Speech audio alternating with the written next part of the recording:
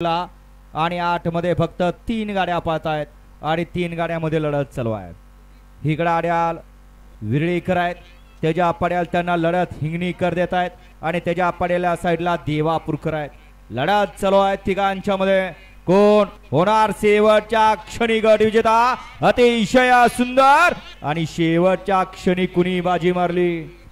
पड्याला होता चिमूने, आड्याला होता गणू, गणू आणि चिमू मध्ये लढत झाली। या चला मधनं चालणार, सगळे बाहेर नाही यायचंय, निकाल घ्या। काय होतं त्या धुरळ्यामुळे नक्की दिसना झाले।